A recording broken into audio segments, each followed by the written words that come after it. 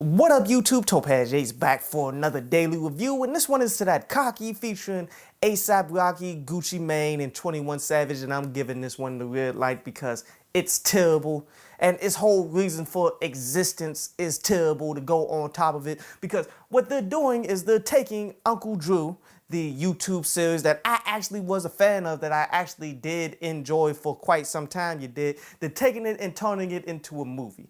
Now, instead of actually turning it into a quality movie and actually doing some stuff with it, you can overtly tell that it's a money grab. They're turning this whole premise into the basketball version of Medea.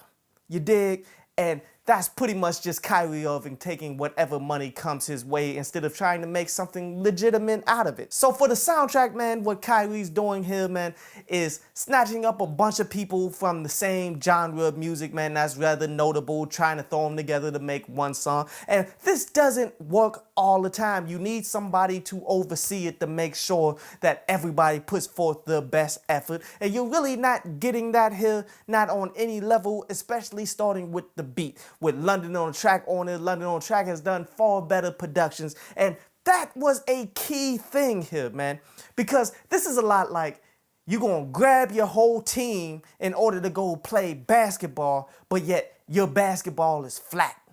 That's how important the beat is to individual tracks, especially for the trap genre and such, man. So with there not being a quality production involved here, then the substance that you gotta rely on is from the individuals lyrically. And what part of I Got 21 Savage on this song makes you think that you're getting any kind of lyrics? You feel me? But let's go ahead and start with 21 Savage's verse, man, where he says specifically that, okay, I got so many M's in my bank account that I'm losing count.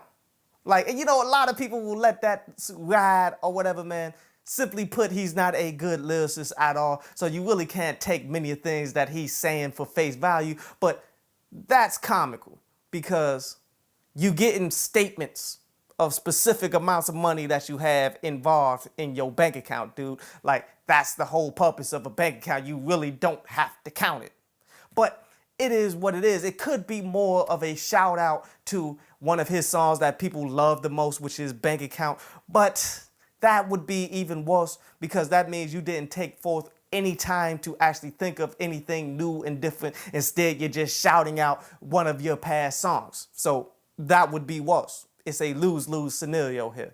But then you got A$AP Rocky, and you know, if you put A$AP Rocky on a song with 21 Savage and Gucci Mane, you would think that A$AP Rocky would dominate because he's not a good lyricist or anything like that, but I would say he has his moments, but this was just not one of them, especially as he tries to do a particular wordplay here with the term overseas. Like, wordplay in a lot of instances is taking a word or phrase and saying it multiple times, and each time you say it, it means something different. As he tried to do that with overseas, saying, okay, I heard you was the man overseas, but that's just overseas. I'm the one who oversees. And then he switches it up. Now, keep in mind my definition of wordplay. Each time you use it, it has to be different. Where the first two times he uses overseas, he means it in the same exact format. Now, he switches it up for the last time, but yet, you know, right after that, he switches it up and going on to something else. So it really just doesn't play. It's not that good of a lyrical moment. And then you look at Gucci Mane, who maybe has the best verse on this, man. Simply put, he kept it simple. He actually did have some small, simplistic punchlines that just worked for him and his flow. Like how he said, these dudes is coming up short like Caprice.